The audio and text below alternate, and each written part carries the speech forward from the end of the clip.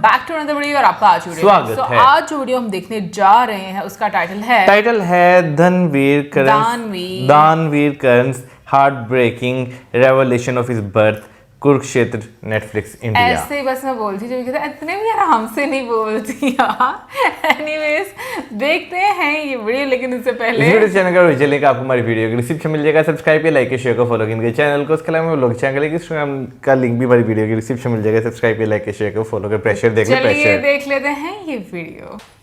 तुम्हारे कवच और कुंडल से मैं जान गई थी कि तुम ही मेरे पुत्र हो कर्ण। क्या आप जान गई थी और फिर भी आपने कुछ नहीं किया?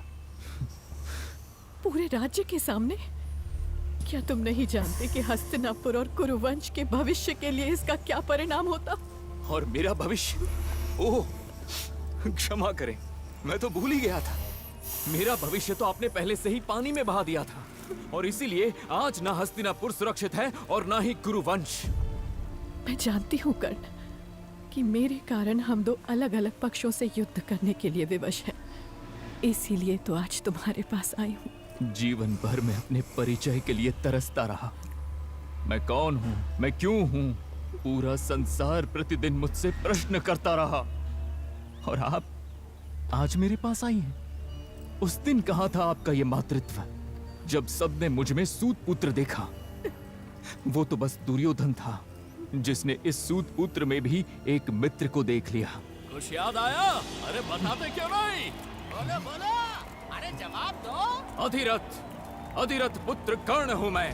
वो अधिरथ जो तुम्हारे रथ हाँकता है और तुम्हारे अश्व पालता है, उसी अधिरथ और उसकी पत्नी राधा का सूत पुत्र कर्ण हूँ मैं चुप था, क्योंकि मैं जानता था कि तुम्हारे खोखले नियम मुझे लड़ने नहीं देंगे तुम्हारी इस दिखावटी प्रतियोगिता में, जिसमें पहले से ही अर्जुन को विजेता मान लिया गया है। साहस है तो सामना करो इस सूत पुत्र का अर्जुन। हराओ मुझे और तब पहनो सर्वश्रेष्ठ धनुर्धर का ये पदक। ठहरो, मैं हस्तिनापुर युवराज दुर्योधन आदेश देता हूँ कि इसी क्षण इस अन्याय को समाप्त करो। इन्हें कोई अधिकार नहीं कि ये तुम्हारा अपमान करें। हम दोनों ने एक ही गुरु से शिक्षा प्राप्त की है। मैं गुरुकुल के समय से तुम्हारी वीरता और पराक्रम की कहानियां सुनते आया हूँ। तुम्हारा परिचय सूत पुत्र नहीं कर्ण, तुम्हारा परिचय महायोद्धा है। नकारता हूँ मैं ऊंच नीच के ये नियम, और तुम्हारे साहस, तुम्हारी क्षमता और तुम्हारे सामर्थ्य के लिए मैं अंग राज्य का दायित्व तुम पर सौंपता हूँ। मैं दुर्योधन तुम्हें अंग देश का राजा घोषित करता हूँ। मैं आपका आदेश ससम्मान स्वीकारता हूँ युवराज। आज से पहले मेरे पास ना तो कोई मित्र था, ना मान, ना सम्मान, और ना ही कोई उद्देश्य, किंतु आज मुझे सब मिल गया। मेरा जीवन आज से आपका हुआ युवराज।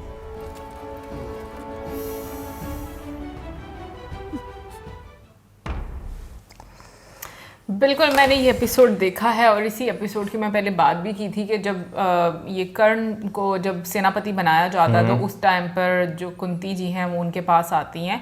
अच्छा, लेकिन ना क्योंकि हम लोग जो बी आर चोपड़ा की महाभारत देख रहे हैं, बहुत सारे लोग पूछ रहे हैं कि हम लोग वो कहाँ पर देख रहे हैं। जो हमारा पहले वाला चैनल है न्यूज़ व्यूज़ एंड अपडेट्स, हम लोग उस पर बी आर चोपड़ा की महाभारत देख रहे हैं। उसमें जब गुरुकुल की बात हुई थी तो अगर तुम्हें याद हो तो कर्ण को उस टाइम पर जो द्रोणाचार्य हैं उन्होंने मना कर दिया था, इफ यू रिमेम्बर। लेकिन इस वेब सीरीज में जैसे हम इस सीन में भी देखते हैं तो जो दुर्योधन है वो बताता भी है, बोलता भी है कि लाइक गुरुकुल के टाइम से। तो इसका मतलब ये कि वो कहीं ना कहीं पर उनके साथ पढ़े हैं। अब ये आप लोगों ने बताना है कि कर्ण जो है वो गुरुकुल में जो बाकी कौरव और पांडव हैं उनके साथ उनको भी वहां पर शिक्षा मिली थी या नहीं मिली थी, ये अब कमेंट सेक्शन में बताना, क्योंकि बहुत ही अलग अलग एक बिल्कुल मैं आपकी बात में भी ये हो सकता है वो उस टाइम वहां पर जो है वो आए हों और उन्हें जो है इजाज़त ना दी गई हो वहां पर जो है स्टडी करने की, सारों के सामने जो है वो आए हों।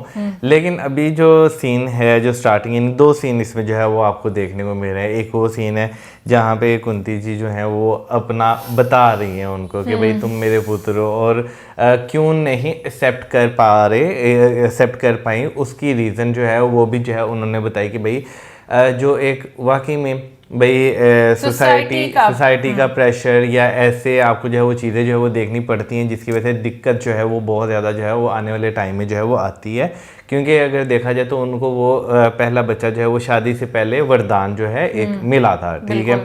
और उस टाइम भी जो हमने एपिसोड देखा तो उसमें भी अगर देखा जाए तो उन्होंने जो है वो ऋषि जी जो हैं उनकी जो है वो काफ़ी ज़्यादा सेवा की थी, और उन्होंने एक ऐसा मंत्र उन्हें दिया था जिससे जो है वो बुला सकती हैं, किसी भी देव को चाहें तो बुला सकती हैं। तो वो तो उन्होंने एक टेस्ट किया कि मैं कहीं मंत्र भूल तो नहीं जाऊंगी। हाँ, लेकिन वो उन्हें पता नहीं था कि भाई इस तरह जो है वो हो जाना है। तो देखा जाए तो वो भी उस टाइम के लिहाज से काफ़ी ज़्यादा मजबूर थी। यार पता क्या होता है, मैं कहती हूँ सिचुएशंस ऐसी होती हैं ना कि आपको मजबूर, वाकई में सही बात है, बट आई थिंक आपको रियलिटी का सामना कर लेना चाहिए। मुझे पता है कहना बहुत आसान होता है, प्रैक्टिकली जिनके साथ चीज़ होती है वो बहुत मुश्किल होती है। बट देखो मेरी बात सुनो, ये तो कुंती जी का एक सिचुएशन है ना कि उनको वरदान मिला था। अगर हम प्रैक्टिकली इस दुनिया में देखें, बहुत सारे बच्चे ऐसे हैं जो पैदा होते हैं और मतलब वो शादी से पहले पैदा हो जाते हैं मतलब आप वो भी बताएं किस रीज़न की वजह से। फिर उसके बाद क्या होता है कि लोग उनको फेंक देते हैं, जानवर उनको खा लेते हैं, ठीक है ना। ये अभी की मैं टाइम की बात करी, क्योंकि लोगों में इतना साहस नहीं है कि वो सोसाइटी को या किसी भी तरीके से वो प्रेशर को हैंडल करके उसका सामना करके उन चीज़ों को कर सकते। लेकिन बच्चे की ज़िंदगी कितनी बर्बाद हो जाती है ये है, क्योंकि अगर हम लोग कर्ण का भी अगर देखें तो एक तरह से सारी ज़िंदगी उसको आइडेंटिटी का ही प्रॉब्लम रहा है कि मेरी आइडेंटिटी क्या है, मैं कहाँ से ताल्लुक़ रखता हूँ, ये उनको नहीं पता चला। बट फिर वही बात ये है कि हर किसी का जो कैरेक्टर महाभारत में दिखाया गया है, अपनी अपनी मजबूरियाँ दिखाई गई हैं, अपनी अपनी बाउंड्रीज दिखाई गई हैं, और मुझे लगता है कि वो सब मजबूरियाँ, सब बाउंड्रीज आज के टाइम में भी जो है वो एग्जिस्ट करती हैं। लेकिन एक चीज़ जो मुझे कर्ण और दुर्योधन के रिश्ते में मतलब मुझे लगता है सीखना चाहिए, जो कि आजकल के भी टाइम में ना मैं देखती हूँ कि नहीं होता, कि अगर कोई इंसान किसी को फेवर देता है ना, उसके बाद ना हम एक्सपेक्टेशन सेट कर लेते हैं क्योंकि हमने इसको फेवर दिया ना, तो इन रिटर्न ये हमारे साथ अच्छा ही रहेगा हमेशा। तो मुझे लगता है कि हमें उसको इस तरह की सोच नहीं रखनी चाहिए कि हमने उसको ख़रीद ही लिया है, ठीक है ना। वो हमसे डिसएग्री भी कर सकता है, यानी कि अगर कहीं पर हम गलत हैं उसका मुझे लगता है ज़्यादा लॉयल्टी ये होती है कि आप सिखाएं।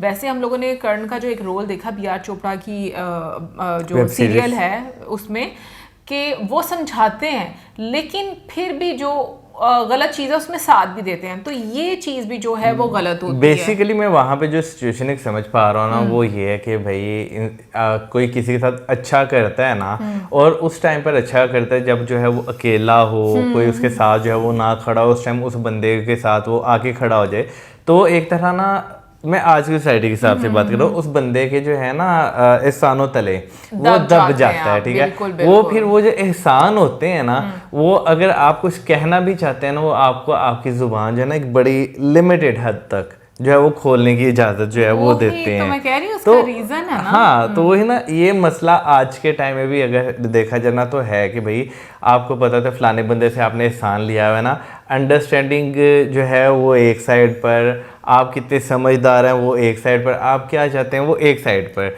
जो मेन चीज़ आ जाती है ना वो कि भाई अगले बंदे के मुताबिक आपने जो है ना बात करनी जो उसके हक में जा रही हो। बिल्कुल, और मैं ये कहूँगी मतलब मैं अपने आप को भी इसमें शामिल करूँगी कि हमें इन चीज़ों की बहुत टाइम के बाद समझ आती है, क्योंकि ये चीज़ें आपको कभी सिखाई ही नहीं जाती उस तरीके से। तो मुझे ऐसा लगता है, हालांकि बताई ज़रूर जाती है नेकी कर दरिया में डाल, लेकिन हम उसका महत्व समझते ही नहीं है। आप ये बात कर रही है ना, तो अगर देखा जाए तो घर में पेरेंट्स कहते हैं भाई झूठ नहीं बोलना, ठीक है ना, लेकिन सिखाते भी वही हैं कि भाई झूठ बोलना है प्रैक्टिकली करके। हाँ, यानी कि आप फॉर एग्जांपल कोई कांड हो जाएगा ना, तो वो कहेंगे सच सच बताओ, ठीक है ना, लेकिन आपके दिल में इतना डर बिठा देंगे कि आपको झूठ बोलना पड़ता है। ऑन दी अदर साइड एक और चीज़, इस सिचुएशन की बात करूँ, कोई ऐसा अनचाहा बंदा आ गया जिसे नहीं मिलना चाहते, बच्चे को कहेंगे जाके भाई उसको घर नहीं है, ठीक है ना, तो समहो हम चीज़ें जो है ना खुद ही जो है वो फीड करते हैं अपने, नहीं अपने जो ये भाई हमारे सोसाइटी में हर घर की कहानी है कि सिचुएशन के हिसाब से जो है ना सच और झूठ ये आपको डिसाइड करना पड़ता है आपने क्या बोलना है। लेकिन तुम अच्छे वाला पेरेंट बनना ना, मतलब तुम बच्चों को अच्छे से सिखाना। और वैसे ऑनेस्टली पता मुझे लगता है कि आपको बच्चों को वाकई में कोशिश करनी चाहिए कि हद दर्जे आप प्रैक्टिकल और इस तरह की चीजें सिखाओ, वो ही अच्छी बेहतर होती हैं। एनीवेज कमेंट सेक्शन में बताइएगा कि आपका क्या कहना है इस विषय में। फिर मिलेंगे नेक्स्ट वीडियो में। सब्सक्राइब करना मत भूलिए। Good bye.